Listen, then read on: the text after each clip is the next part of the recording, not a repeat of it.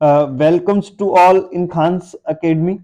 आज का जो हमारा वीडियो है, जो उस वीडियो का टॉपिक है, वो हमारा जो हमने न्यू कोर्स स्टार्ट किया है फ्रॉम द 1 जनवरी 2023 नॉरसेट मेसर 2023, उसी सीरीज का पहला वीडियो है। जनरली हम लोगों ने कोर्स तो हमें 2 जनवरी से ही स्टार्ट करना था, यानी कि आज से ही स्टार्ट करना था, लेकिन जस्ट बिकॉज कि भाई नया साल है तो शुरुआत अच्छी होनी चाहिए, तो एज ए वार्म अप मैंने आप लोगों को एक टॉपिक बेसिक्स एनाटॉमी के बारे में मैंने आपको बोला था कि आप 1 जनवरी को पढ़ करके अपना साल की शुरुआत अच्छे से करें।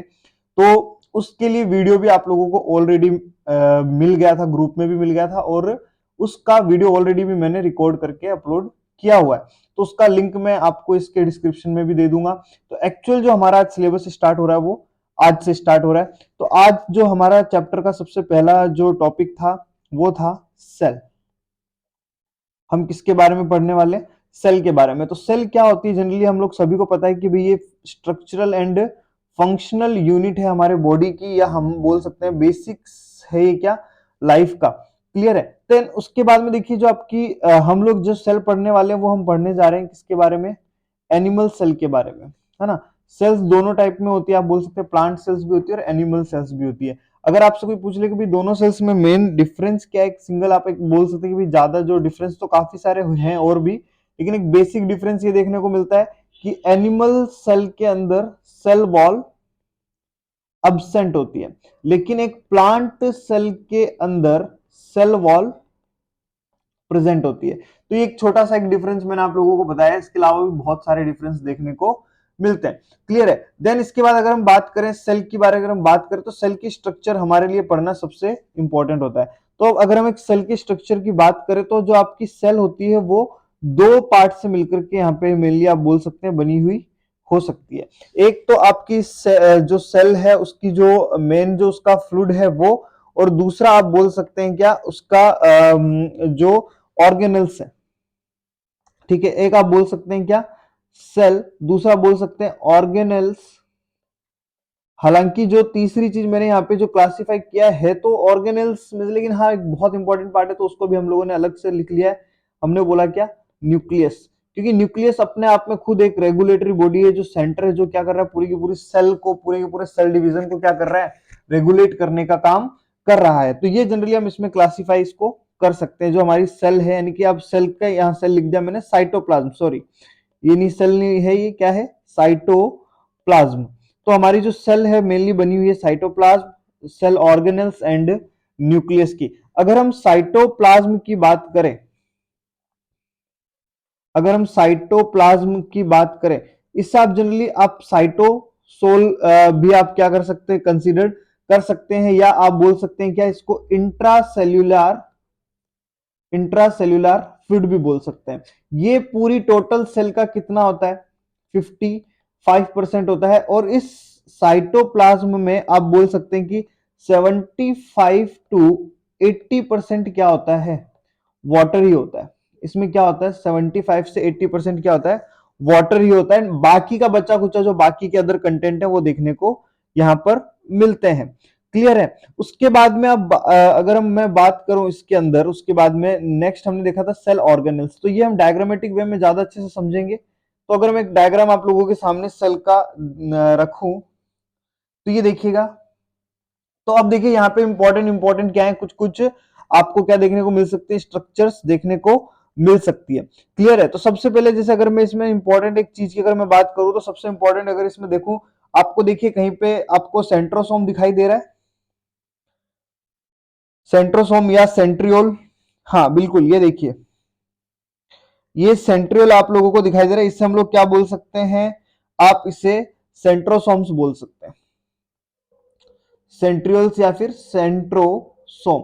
इसका इंपॉर्टेंट सिग्निफिकेंस क्या है? ये रिस्पॉन्सिबल होता है किसके लिए? सेल डिवीजन के लिए। ये किसके लिए रिस्पॉन्सिबल होता है?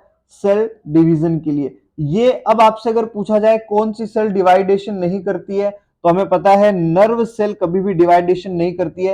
यानी कि नर्व सेल में किसकी कमी होती है? सेंट्रोसोम की कमी होती है। इसकी वजह से नर्व सेल कभी भी डिवाइड नहीं हो पाती है। चलिए इसके बाद अगर मैं बात करूं, उसके बाद में अगर मैं बात करूं तो आपको कहीं पे राइबोसोम दिखाई दे रहा है। कहीं पे आप लोगों को राइबोसोम्स दिखाई दे रहे हैं, ये देखिए बिल्कुल ये छोटे छोटे छोटे छोटे डॉट्स जो red red red red colour के डॉट्स आप लोगों को दिखाई दे रहे हैं, ये क्या जनरली हमारे राइबोसोम्स है। अभी राइबोसोम्स क्या होते हैं, ठीक है, ये राइबोसोम जो होते हैं इसके लिए हम बोलते हैं कि ये राइबोसोम का मेन काम होता है किसका, यहाँ पे लिखेंगे हम लोग, राइबोसोम का जो मेन काम होता है वो होता है प्रोटीन फॉर्मेशन, या हम बोल सकते हैं क्या मेन काम होता है इसका, protein synthesis, protein synthesis. Clear है, तो ये एक बहुत इंपॉर्टेंट आपका ऑर्गेनल्स बन जाता है क्या, हमारा राइबोसोम। क्लियर है, जो अब अगर मैं बात करूं कि अब ये राइबोसोम के बेसिस पे हमारा एक और ऑर्गेनल होता है जिसे हम लोग बोलते हैं क्या, endoplasmic, endoplasmic reticulum, endoplasmic reticulum. अब देखो एक है राइबोसोम, एक है एंडोप्लाज्मिक रेटिकुलम। तो जो आपकी एंडोप्लाज्मिक रेटिकुलम होती है वो भी दो टाइप की होती है, एक होती है रफ यानी कि खुरदरी, और एक होती है स्मूथ। स्मूथ वाली का कुछ भी ऐसा इनसिग्निफिकेंस नहीं है, लेकिन हाँ जो ये रफ वाली है ये क्या करती है, ये रफ क्यों है, क्योंकि इस एंडोप्लाज्मिक रेटिकुलम पे कौन अटैच्ड है, राइबोसोम अटैच्ड है। कौन अटैच्ड है, राइबोसोम अटैच्ड है। तो अब जो ये यहाँ पे रफ एंडोप्लाज्मिक रेटिकुलम, अगर आप बोला जाए कि भाई रफ एंडोप्लाज्मिक रेटिकुलम होती क्या है, रफ एंडोप्लाज्मिक रेटिकुलम होती क्या, तो आप बोल सकते हैं क्या, ER plus ribosome, ER plus ribosome. तो यानी कि सेल के अंदर राइबोसोम भी दो फॉर्म में होता है, एक तो एंडोप्लाज्मिक रेटिकुलम के साथ और दूसरा होता है क्या, फ्री राइबोसोम। तो अब देखिए फ्री राइबोसोम का क्या काम है और एंडोप्लाज्मिक रेटिकुलम से जुड़े हुए राइबोसोम का क्या काम है। राइबोसोम का काम क्या है ये तो आपको पता है, प्रोटीन सिंथेसिस का काम करती है। तो ये जो रफ एंडोप्लाज्मिक रेटिकुलम वाला जो राइबोसोम होता है ये क्या करता है, प्रोटीन का सिंथेसिस करता है, किसके लिए, अदर ऑर्गन्स के लिए। प्रोटीन का सिंथेसिस करता है अदर ऑर्गन्स के लिए। बल्कि जो ये फ्री राइबोसोम होता है ये अपने ही किसके लिए, अपने ही साइटोसोल के लिए क्या बनाता है, फॉर सेल्फ, या आप बोल सकते हैं क्या, फॉर साइटोसोल, फॉर साइटोसोल, यानी जिस सेल में ये प्रेजेंट है उसी सेल के लिए प्रोटीन कौन बनाता है, फ्री राइबोसोम बनाता है। और जो बंधुआ है, यानी कि मैंने बोला कि भैया मैं, यानी कि आप अगर इस तरह से समझ सकते हैं, अगर मैं एग्जांपल के तौर पे आपको समझाना चाहूं, मैंने क्या किया, एंडोप्लाज्मिक रेटिकुलम मेरा क्या है, पावर है, मैंने एंडोप्लाज्मिक रेटिकुलम को भेजा और राइबोसोम को क्या कर लिया, अपने अंडर में ले लिया, उसको बंधक बना लिया। अब मैंने उस राइबोसोम को बोला कि भैया मेरे लिए क्या कर, तू प्रोटीन बना। क्लियर है, लेकिन राइबोसोम जब तक फ्री है, जब तक मैंने एंडोप्लाज्मिक रेटिकुलम को भेजकर राइबोसोम को बंधुआ नहीं बनाया, राइबोसोम सिर्फ अपनी ही सेल के लिए क्या करता है, प्रोटीन का सिंथेसिस करता है। लेकिन मैं दूसरी सेल, जैसे ही मैंने क्या किया, रफ एंडोप्लाज्मिक रेटिकुलम को ऑर्डर दिया कि भैया बंधुआ बनवा लो राइबोसोम को, और जैसे ही राइबोसोम को बंधुआ बनाया, अब ये बंधुआ राइबोसोम किसके लिए काम करेगी, दूसरी सेल के लिए क्या करेगी, काम करेगी। बहुत इंपॉर्टेंट पॉइंट है, ध्यान में रखिएगा। क्लियर है, चलिए नेक्स्ट हम बात कर सकते हैं क्या, नेक्स्ट इसके बाद में एक होता है आपका क्या, वापस से स्ट्रक्चर पे आ जाइए, यहां पे देखिएगा आपको कहीं पे लाइसोसोम दिखाई दे रहे हैं। ये लाइसोसोम क्या काम आते हैं, ये लाइसोसोम क्या काम आता है, तो ये जो लाइसोसोम होते हैं जनरली ये क्या होते हैं, आप बोल सकते हैं क्या कि ये एक तरह से आप लोगों के जो सेल्स हैं, है ना, जो आपकी सेल्स हैं उसी का क्या है, डाइजेस्टिव सिस्टम होता है। ये सेल का क्या होता है, डाइजेस्टिव सिस्टम होता है। ये करता क्या है, जो बाहर से आने वाले माइक्रो ऑर्गेनिजम्स हैं उनका क्या कर देता है, डिस्ट्रक्शन कर देता है, यानी कि डिस्ट्रक्शन कर देता है, जो पैथोजेंस आते हैं उनका क्या कर देता है, डिस्ट्रक्शन कर देता है। Is that clear. चलिए नेक्स्ट आगे अगर हम बात करें आगे क्या चीजें हैं, तो क्वेश्चन आता है कि भैया ये जो आपकी एंडोप्लाज्मिक रेटिकुलम होती है, ठीक है, जो एंडोप्लाज्मिक रेटिकुलम होती है ये आखिर ये क्या है, करती क्या है, तो आप सीधा सा बोल सकते हैं कि भैया ये तो प्रोटीन सिंथेसिस करवा रही है ना, तो ये प्रोटीन को ट्रांसफर करने का काम करती है। ठीक है, रफ एंडोप्लाज्मिक रेटिकुलम तो क्या करती है, प्रोटीन का ट्रांसफर, जो राइबोसोम ने प्रोटीन बनाया उसका ट्रांसफर करती है दूसरे सेल में। मैंने तो किया था, एंडोप्लाज्मिक रेटिकुलम को भेजा था, बंधुआ बनाया, और ये बंधुआ बना करके उससे प्रोटीन बनवा बनवा के बाहर ट्रांसफर करेगी। एंड जो आपका यहाँ पे स्मूथ ईआर होता है, ठीक है, ये क्या काम करता है, ये क्या काम करता है, ये काम करता है स्टेरॉइड फॉर्मेशन का।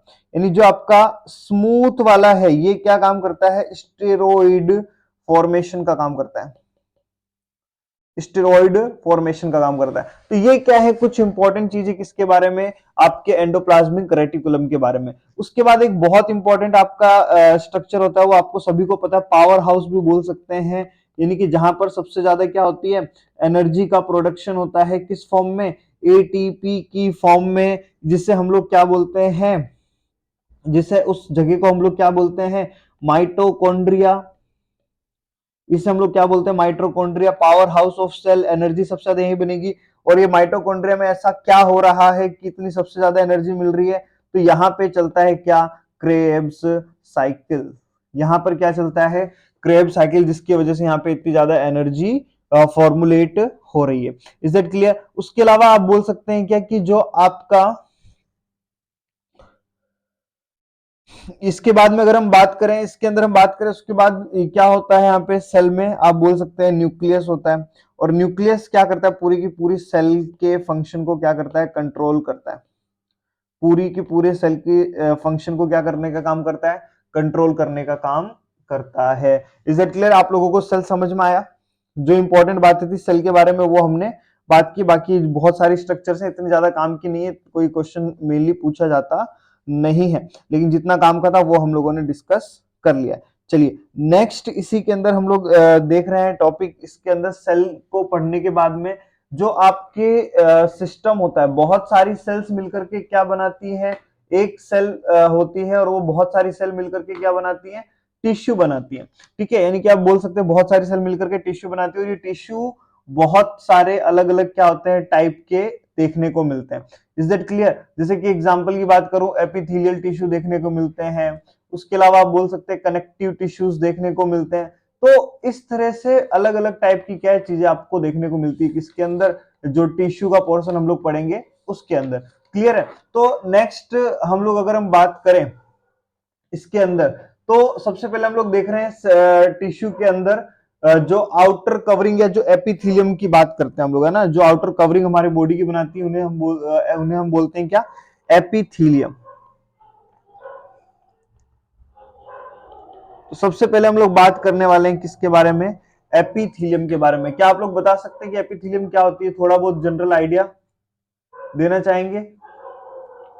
चलिए कोई बात नहीं, मैं आप लोगों को बताता हूं एपिथेलियम, शॉर्ट में थोड़ा सा हम लोग लेकर के चलेंगे इसके बारे में, क्योंकि क्लास को ज्यादा लंबा हम लोगों को नहीं करना है। क्लियर है। तो देखिएगा एपिथेलियम की अगर हम बात करें, तो आपकी जो एपिथेलियम होती है, जनरली हम लोग बोलते हैं कि ये बॉडी की क्या है, कवरिंग या आउटर का लेयर, या फिर आप बोल सकते हैं जो मेन स्ट्रक्चर है वो बनाने का काम करती है। तो अब जो आपकी जो एपिथेलियम टिश्यू होती है वो दो पार्ट में डिवाइड की जा सकती है। एक होती है आप लोगों की कौन सी, कवरिंग, एक वो जो क्या करती है कवरिंग बनाती है, और दूसरी जो होती है वो होती है ग्लैंडुलर, जो क्या करती है, सिक्रीशंस का काम करती है, होती है कौन सी, ग्लैंडुलर। अब हम अगर हम बात करें जो कवरिंग वाली जो हमारी, ये जो कवरिंग वाली जो आप लोगों की एपिथेलियम है, या जिसे हम लोग लाइनिंग एपिथेलियम भी बोलते हैं, जिसे हम लोग क्या बोलते हैं, लाइनिंग एपिथेलियम भी बोलते हैं, ये कितने टाइप की आपको देखने को मिलती है। तो ये जो लाइनिंग एपिथेलियम होती है, बॉडी की जो कवरिंग होती है, ये दो टाइप से देखने को मिल सकती है। एक होती है सिंपल, एंड दूसरी होती है क्या, स्ट्रेटिफाइड। एक होती है सिंपल और एक दूसरी होती है क्या, स्ट्रेटिफाइड। नाम से पता चल रहा है, सिंपल बोले तो सिंगल लेयर, सिंपल बोले तो सिंगल लेयर, और स्ट्रेटिफाइड बोले तो, स्ट्रेटिफाइड बोले तो multiple layer, multiple layer. Clear है। अब अगर हम बात करें इसके अंदर, ये सिंगल लेयर और मल्टीपल लेयर वापस से आगे किस तरह से डिवाइड होती है। देखो सिंगल लेयर तो उसे सिंपल बोलते हैं, और मल्टीपल लेयर है तो उसे हम स्ट्रेटिफाइड बोलते हैं। हम बात करने जा रहे हैं किसके बारे में, स्ट्रेटिफाइड के बारे में, सॉरी सिंपल के बारे में। सबसे पहले हम लोग बात कर रहे हैं सिंपल के बारे में। अब ये सिंपल एपिथेलियम जो होती है, यानी कि जो सिंगल लेयर वाली जो एपिथेलियम होती है, ये अपने स्ट्रक्चर के बेस पर, सॉरी शेप के, हाँ स्ट्रक्चर के बेस पर, शेप के बेस पे 3 पार्ट में डिवाइड की जाती है। और वो 3 पार्ट कौन कौन से आपको अच्छे से पता है, कौन कौन से। सबसे पहला होता है स्क्वैमस। स्क्वैमस का मतलब ही होता है क्या, फ्लैट सेल, या हिंदी में बोले तो चपटी। ठीक है, इन्हें हम लोग जनरली चपटी, या फिर इन्हें हम लोग पेवमेंट एपिथेलियम के नाम से भी जानते हैं। हम लोग इन्हें पेवमेंट एपिथेलियम के नाम से भी जानते हैं, यानी कि चपटी एपिथेलियम के नाम से भी हम लोग इन्हें जानते हैं। जनरली ये प्रेजेंट कहां पे होती है, अगर मैं इनका डायग्रामेटिक व्यू दिखाना चाहूँ, चलिए मैं एक बार नाम लिख देता हूं, उसके बाद डायग्रामेटिक व्यू दिखाऊंगा मैं आपको। सेकंड होती है हमारी क्या, क्यूबोइडल। क्यूबोइडल एपिथेलियम क्यूब की तरह होती है, यानी कि जिस तरह से आपका लूडो वाला जो डाइस होता है ना, उस तरह से देखने को मिलती है। और तीसरी लास्ट होती है कौन सी, कॉल्यूमनार, कॉलम शेप में होती है। और यही कॉल्यूमनार अगर इस पे क्या हो, सीलिया प्रेजेंट हो, तो इसे हम लोग बोलते हैं क्या, सीलिएटेड कॉल्यूमनार। ये क्या होती है, थोड़ी सी मॉडिफाइड टाइप की कॉल्यूमनार सेल होती है। अब इमेज की अगर हम बात करें, थोड़ा सा इमेज देखेंगे हम लोग, चलिए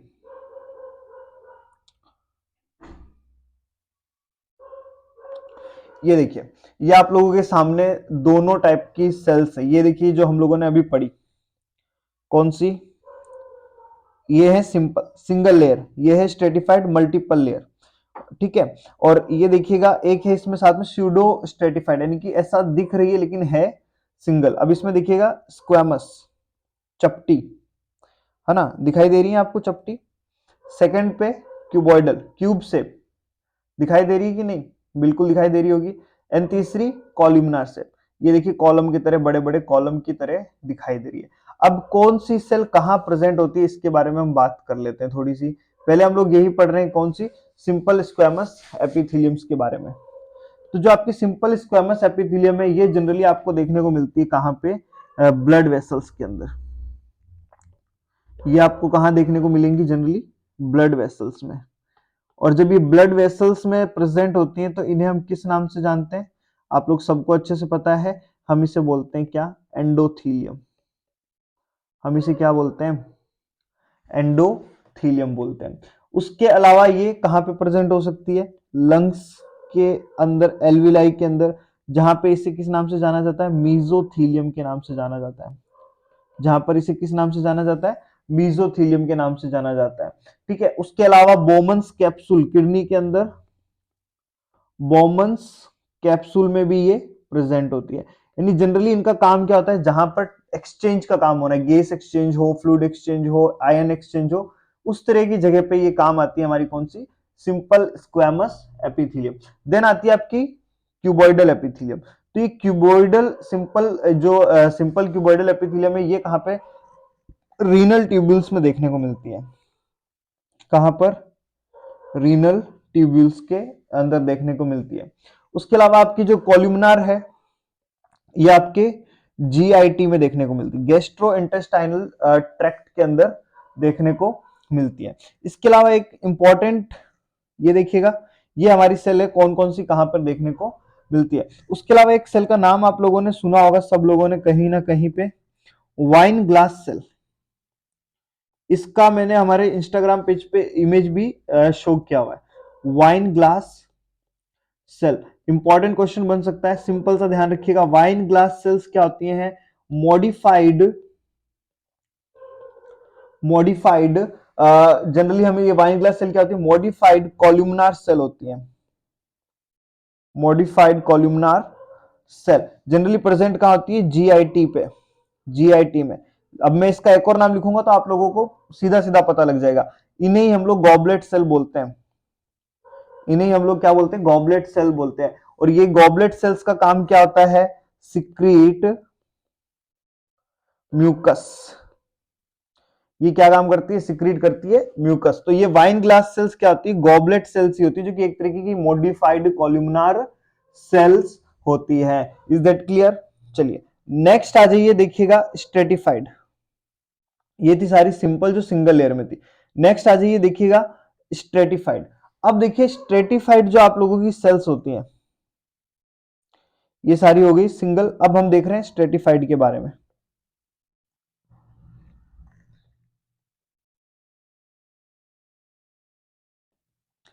स्ट्रेटिफाइड, तो जो आपकी जो स्ट्रेटिफाइड सेल्स हैं, इनमें एक खास बात आपको देखने को मिलती है कि यहां पर क्या होती है, बेसल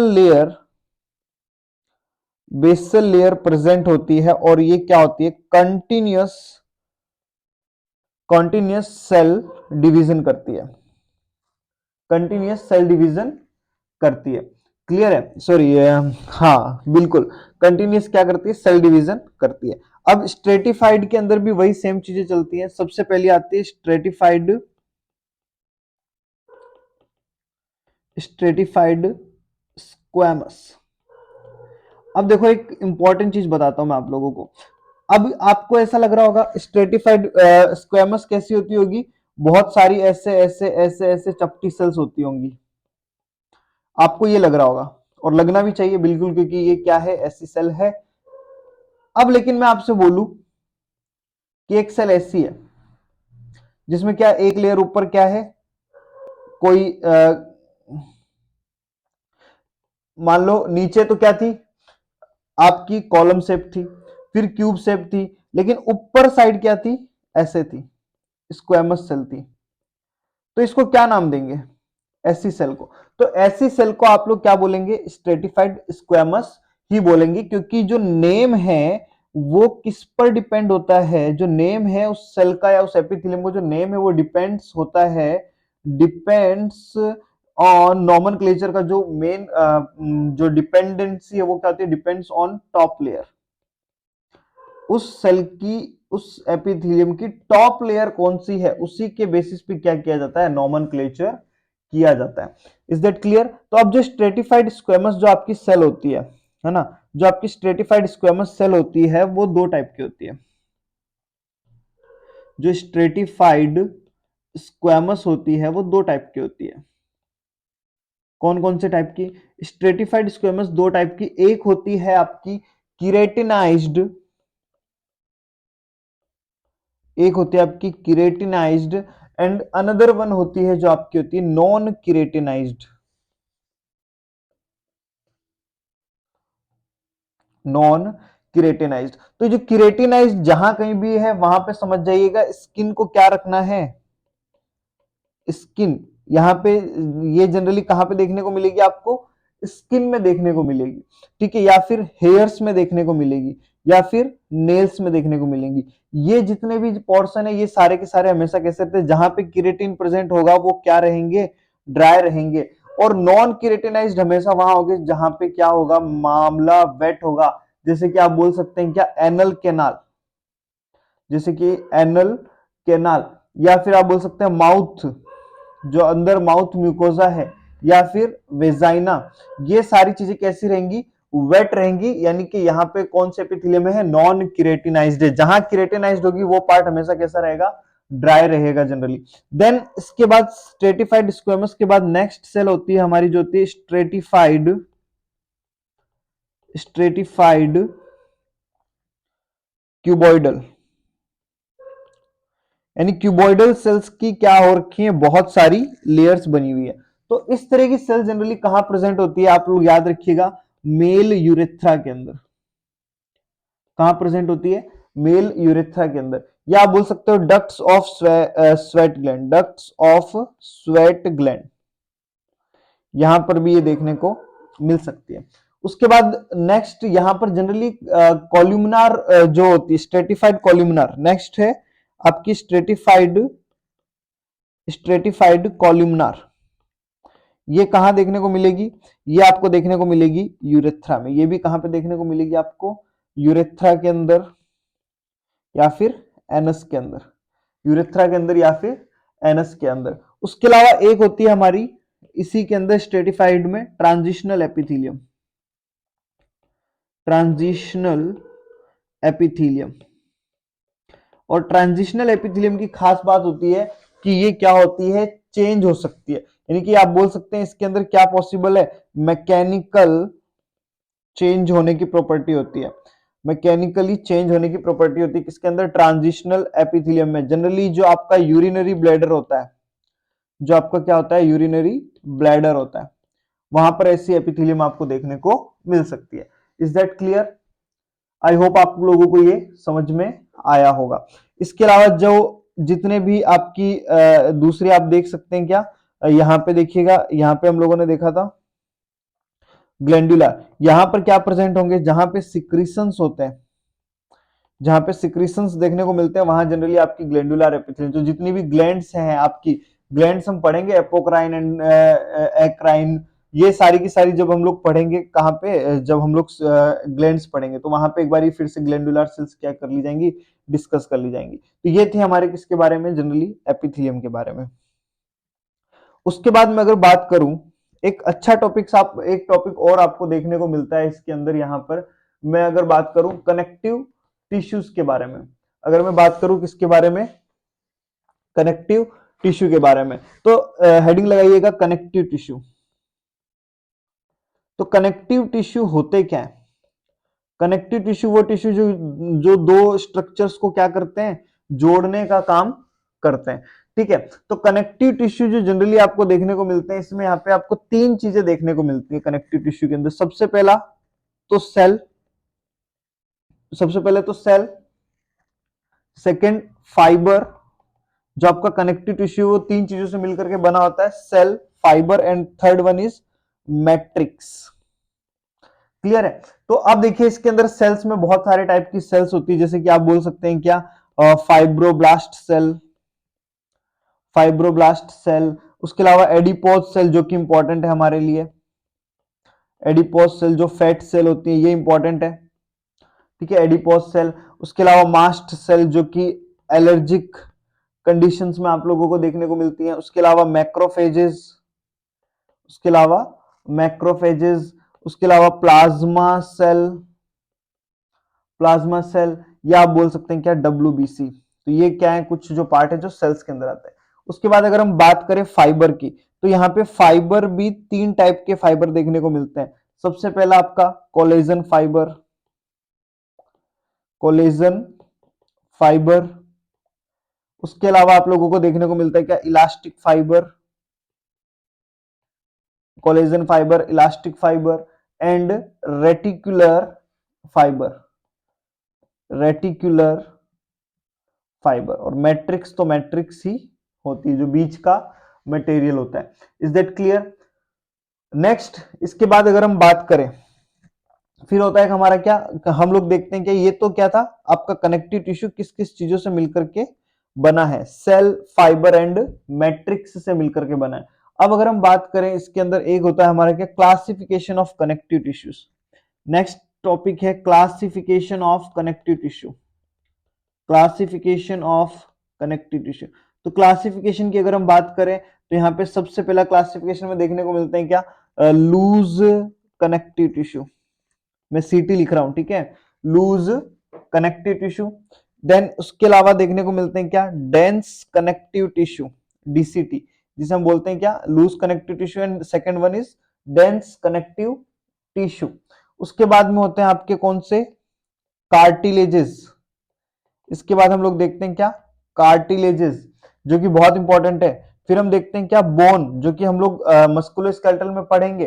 फिर हम देखते हैं क्या, ब्लड, जो कि हम ब्लड, नेक्स्ट टॉपिक हमारा ये होगा, जो नेक्स्ट वीडियो होगा वो ब्लड पे होगा, ब्लड एंड ब्लड के डिसऑर्डर्स पे। उसके अलावा लिम्फ, ये सारे के सारे क्या है, कनेक्टिव टिश्यू। जनरली ये लिम्फ, ब्लड, ये तो क्या है, एक तरह से लिक्विड कनेक्टिव टिश्यू आप लोग इन्हें बोल सकते हैं। कार्टिलेजेस अभी हम नेक्स्ट, हम कार्टिलेजेस ही पढ़ेंगे, ठीक है। उसके अलावा आपके जो डेंस कनेक्टिव टिश्यूज वगैरह हैं, या फिर आप बोल सकते हैं रेगुलर, ये जो डेंस कनेक्टिव टिश्यू होते हैं, इसी के अंदर आते हैं आप लोगों के आपके लिगामेंट एंड टेंडन, इसी में आते हैं आप लोगों के लिगामेंट एंड टेंडन। याद रखिएगा, लिगामेंट एंड टेंडन आगे डिस्कस करेंगे इसके बारे में हम लोग। क्लियर है? चलिए नेक्स्ट हेडिंग लगाइएगा, इसी के अंदर आप लोग नेक्स्ट देखते हैं हम लोग, जो नेक्स्ट टॉपिक इसी के अंदर होता है, वेरी वेरी इंपॉर्टेंट है, कार्टिलेजेस, यहीं पे डिस्कस कर लेंगे।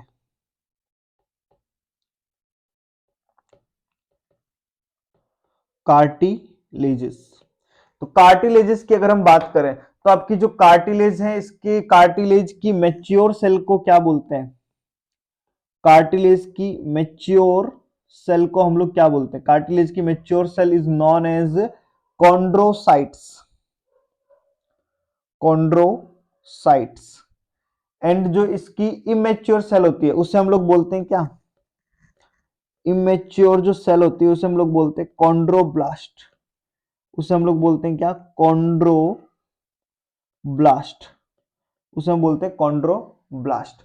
अब ये जो कार्टिलेजेस होती है वो कंसिस्ट होती है किससे? कंसिस्ट ऑफ, किससे कंसिस्ट होती है? वो ध्यान देने वाली बात है यहां पे। कंसिस्ट किससे होती है? ये कंसिस्ट होती है chondrocytes plus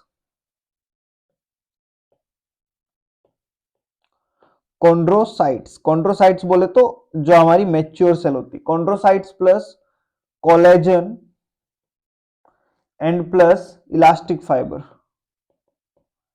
plus elastic fibre. तो ये आपको देखनी होती है क्या? इसका कंसिस्ट्यूशन जो होता है chondrocyte, collagen and elastic fibre. अब देखिए जो कार्टिलेज की खास बात होती है, कार्टिलेजेस में क्या नहीं होती? ब्लड सप्लाई नहीं होती। No blood supply. यहाँ पे क्या नहीं देखने को मिलेगा? ब्लड सप्लाई देखने को नहीं देखने को मिलेगा। और जब ब्लड सप्लाई नहीं है तो इसकी वजह से हीलिंग कैसी होती है? हीलिंग स्लो होती है। हीलिंग कैसी होती है? स्लो होती है। अब जो आपकी कार्टिलेजेस होती हैं, जो आपकी कार्टिलेजेस होती हैं वो कितने टाइप्स की देखने को मिलती है? तो जो हमारी कार्टिलेजेस है मेनली 3 टाइप की कार्टिलेजेस देखने को मिलती है। कौन कौन सी?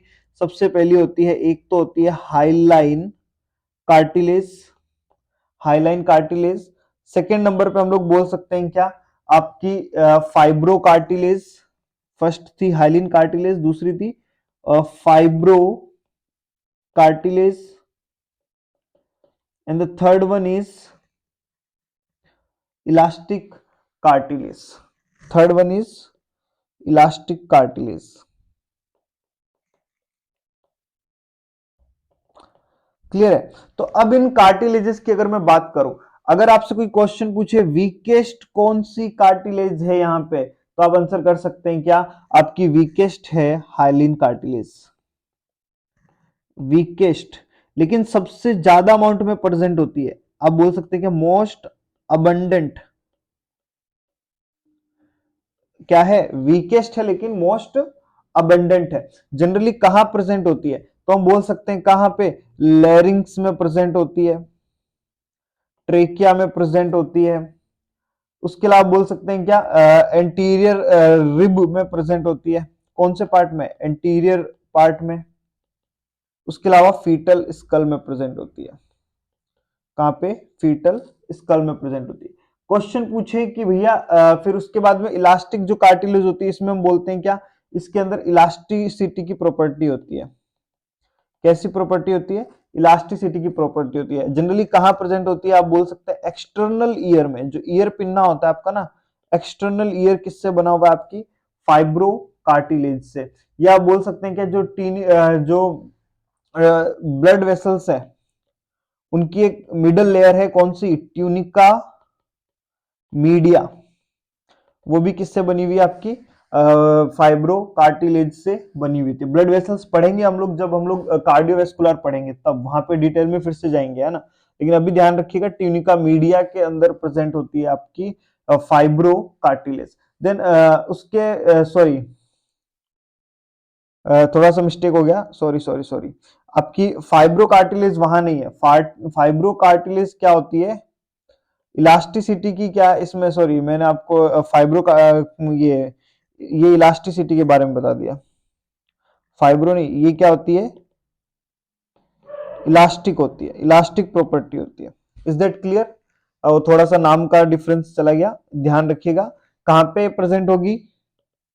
एक्सटर्नल ईयर के अंदर। इलास्टिसिटी की प्रॉपर्टी होती है एक्सटर्नल ईयर में प्रेजेंट होती है, ट्यूनिका मीडिया में प्रेजेंट होती है। उसके बाद हम बात करें फाइब्रो कार्टिलेज की, तो फाइब्रो कार्टिलेज होती है स्ट्रॉन्गेस्ट। फाइब्रो कार्टिलेज होती है क्या?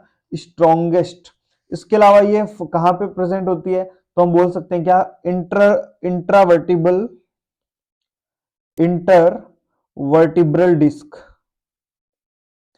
इंटरवर्टिब्रल डिस्क यानी कि जो आपकी रीढ़ की हड्डी है वहां पे जो प्रेजेंट है वो कौन है, फाइब्रोकार्टिलेज है। या जो प्यूबिक सिम्फाइसिस, फीमेल का जो फीमेल का या किसी का भी आप बोल सकते हो, जो प्यूबिक सिम्फाइसिस है, जो प्यूबिक जो दोनों प्यूबिक बोन है वो भी किससे जुड़ी हुई है, फाइब्रोकार्टिलेज से ही जुड़ी हुई है। Is that clear? तो ये बात हुई, हमने किसके बारे में बात की, हमारे कार्टिलेजेस के बारे में। उसके बाद में एक छोटा सा टॉपिक के बारे में मैं थोड़ा सा डिस्कस कर लेता हूं, मेरे को ध्यान में आ गया, सेल डिवीजन। इसमें से काफी क्वेश्चंस आते हैं, तो शॉर्ट में देखिएगा, छोटा सा जो इंपॉर्टेंट बेसिक है उसके बारे में। तो जो आपका सेल डिवीजन होता है वो होता है दो टाइप का। सेल डिवीजन होता है कितने टाइप का, दो टाइप्स का। कौन कौन सा, तो आपको सबको पता है कौन सा, mitosis and meiosis. Mitosis and meiosis. तो इनका काफी बार क्वेश्चंस आप लोगों को क्या है एग्जाम्स में देखने को मिलते हैं। और वो क्वेश्चंस क्या हो सकते हैं या क्या इंपॉर्टेंट चीजें, कुछ कुछ जस्ट ओवरव्यू लेकर के चलेंगे हम लोग। तो आपको जो माइटोसिस होता है वो क्या होता है, ये एक तरह से हम बोल सकते हैं सोमेटिक सेल डिवीजन है, एक तरह से सोमेटिक सेल डिवीजन है। तो जो आपकी जो सेल है यहाँ पे दो तरह की हो सकती है, तो आप बोल सकते हैं क्या, रिप्रोडक्टिव सेल्स या फिर सोमेटिक सेल्स, यानी कि नॉर्मल बॉडी वाली सेल्स है। तो वहां पे कौन सा होता है, माइटोसिस होता है। मियोसिस कहाँ पे देखने को मिलता है, तो आप बोल सकते हैं क्या, रिप्रोडक्टिव सेल्स में होता है। ठीक है, रिप्रोडक्टिव सेल्स में होता है, तो इसे हम लोग रिप्रोडक्टिव सेल डिवीजन भी बोलते हैं, रिप्रोडक्टिव सेल डिवीजन भी बोलते हैं। यहां पर देखो खास बात क्या होती है, यहाँ पे क्रोमोसोम 2n से 2n में ही कन्वर्ट होता है। ठीक है, 2n से ही 2n में ही प्रेजेंट होता है, यानी कि डॉटर सेल क्या करती है, सेम नंबर ऑफ क्रोमोसोम है, सेम नंबर ऑफ क्रोमोसोम होते हैं किसके अंदर, mother cell and daughter cell दोनों के अंदर। लेकिन देखिए बात जब आती है किसकी, रिप्रोडक्टिव, जैसे कि इसका माइटोसिस एग्जांपल, जैसे कि यहाँ पे 46 थे क्रोमोसोम, तो यहां पे भी कितने रहेंगे, 46 रहेंगे। लेकिन मैं बात करूं मियोसिस की, तो यहां क्या होता है, यहां पर होता है 2n से n। यहां सेल क्या होती है, डिप्लॉइड से हैप्लॉइड हो जाती है, डिप्लॉइड से क्या हो जाती है, हैप्लॉइड हो जाती है। तो ये डिप्लॉइड और हैप्लॉइड किस तरह से देखने को मिलती है, तो सबसे पहले तो देखो सेल होती है क्या, 2n के अंदर जो हमारी रिप्रोडक्टिव सेल्स होती है वो 2n में होती है, यानी कि डिप्लॉइड होती है। और जैसे ही आपका क्या होता है, मियोसिस फर्स्ट, जैसे ही क्या होता है, मियोसिस फर्स्ट होता है, और ये डिप्लॉइड सेल्स किस में कन्वर्ट हो जाती है, आपकी हैप्लॉइड सेल के अंदर, हैप्लॉइड सेल के अंदर, यानी कि एन, यानी जो क्रोमोसोम वहां दो थे वो यहाँ पे एक ही रह जाएगा। देन यहां पर इंपॉर्टेंट चीज ये होती है, सेल के नंबर कितने होते हैं, सेल नंबर कितने होते हैं, यानी कि टोटल सेल कितनी होती है, तो यहाँ पे सेल होती है दो, एक से क्या बनी, दो बनी, यानी कि पहले एक सेल थी n और n, तो अब यहां पे डिवाइड हो गई दो, इसमें भी n और इसमें भी n। अब इसके बाद में होता है क्या, मियोसिस सेकेंड, मियोसिस सेकेंड। और इस मियोसिस सेकेंड में क्या होता है, मियोसिस सेकेंड के अंदर यही आपकी जो हैप्लॉइड सेल्स होती हैं, हैप्लॉइड सेल्स होती हैं, यानी कि n, बस ये डिवाइडेशन करके क्या बना लेती हैं, यहां पे नंबर ऑफ सेल दो था, यहां पे नंबर ऑफ सेल कितनी हो जाती हैं, चार हो जाती हैं। क्लियर है? तो ये चीज थोड़ी सी ध्यान में रख सकते हो किसके अंदर, सेल डिवीजन के अंदर। Is that clear, is that clear? चलिए बहुत बढ़िया। अब मैं अगर आपसे कुछ पूछना चाहूं, तो ये इमेज है, देख सकते हैं आप लोग, है ना, इजी सा इमेज है। देखिए मैंने आपको क्वेश्चन बताया था ना, इसको स्ट्रेटिफाइड स्क्वेमस क्यों बोला गया, क्योंकि क्योंकि टॉप लेयर क्या है, टॉप लेयर क्या है आपकी, यहाँ पे आपकी टॉप लेयर क्या है, स्क्वेमस है, इसलिए से स्ट्रेटिफाइड स्क्वेमस का है, नीचे चाहे कोई भी सेल हो। तो आप होप आप लोगों को ये सारी चीजें समझ में आई होंगी। तो अगर आप लोगों को वीडियो समझ में आया हो तो कमेंट करके जरूर बताइएगा। अगर कोई डाउट है, अगर कोई आपको डाउट है तो भी आप लोग, अगर कोई डाउट आता है आप लोगों को किसी भी थ्योरी के अंदर, कुछ भी हो सकता है, मेरे से बाय मिस्टेकली कुछ गलत भी बोल दिया हो, तो आप लोग क्या कर सकते हैं, आपको कोई भी डाउट अगर इस तरह से आ रहा है तो आप लोग सीधा व्हाट्सएप ग्रुप में भी मैसेज कर सकते हैं, कमेंट भी कर सकते हैं। क्लियर है? कमेंट भी कर सकते हैं, या आप लोग मेरे को डीएम भी कर सकते हैं इंस्टाग्राम के थ्रू। ठीक है, तो आपको कोई भी ऐसी दिक्कत आती है तो आप लोग, कोई भी आपको डिटेल चाहिए, कोई भी दिक्कत आ रही है तो आप लोग सीधा आप लोग कांटेक्ट कर सकते हैं। Is that clear? तो ये हमारा NORCET smasher NORCET smasher 2023 start हो चुका है। ठीक है, तो मैक्सिमम से मैक्सिमम लोग ऐड हो, ट्राई करें डेली टू डेली ये सब चीजें कवर करने का। देखिए, मैंने जो चीजें बताई आपको बहुत शॉर्ट में, थोड़ा सा पॉइंट टू पॉइंट बात करके, लेकिन जब आप इन्हें पढ़ेंगे ना तो ये एडिपोज सेल, ये फाइबर्स वाइबर्स, जितनी भी चीजें बहुत डिटेल में पढ़नी है आप लोगों को। मैंने एक ओवरव्यू निकाला, एक कंक्लूजन निकाला, कि काम इतना ही आता है, लेकिन ये काम आपके आए, आप इससे अपने पढ़ाई में इसको अप्लाई कर पाए, उसके लिए आपको पूरा डिटेल में पढ़ना होगा। और यही हमारा सिलेबस का पैटर्न था कि आप लोग दिन में बुक्स से पढ़ेंगे, रात में उसका शॉर्ट कंक्लूडेड वीडियो मैं आप लोगों को क्या करूंगा, यूट्यूब चैनल पे अपलोड करके दूंगा। Is that clear? हमारा जो खान्स अकेडमी चैनल है वहां पर मैं आप लोगों को ये सारी चीजें अपलोड करके दूंगा यूट्यूब पे प्रॉपर फ्री। तो आज आप लोगों ने, जिन लोगों ने ये सब चीजें पढ़ दी, तो आप लोग कल भी रिवाइज कर सकते हैं इन वीडियोस के थ्रू, या आज आप लोग अभी जग रहे हैं तो आप लोग आप अभी रिवाइज कर सकते हैं। जैसे भी रिवाइज करें आप लोग, जो मटेरियल जो मैं आपको शेड्यूल ग्रुप में या पर्सनल मैसेज के थ्रू प्रोवाइड करवाऊंगा डेली बेसिस पे, वीकली प्लान चलेगा हम लोगों का, है ना। तो मैं जितने भी सिलेबस आप लोगों को प्रोवाइड करवाऊंगा उसका इंश्योर करूंगा कि आप लोगों को उसका क्या हो, वीडियोस भी मिलते जाए time to time proper way में, ताकि आपका रिवीजन इजीली होता रहे। तो आप लोगों को वीडियो और ये नॉरसेट 2023 कोर्स अच्छा लगा हो तो शेयर कीजिए अपने दोस्तों के साथ में, मैक्सिमम से मैक्सिमम लोगों तक पहुंचाएं, और हमारे चैनल को भी सब्सक्राइब करें, वीडियोस को भी शेयर करें। Thank you so much. मिलते हैं नेक्स्ट वीडियो के अंदर। कल हम पढ़ेंगे ब्लड एंड ब्लड से रिलेटेड डिसऑर्डर्स के बारे में। ओके।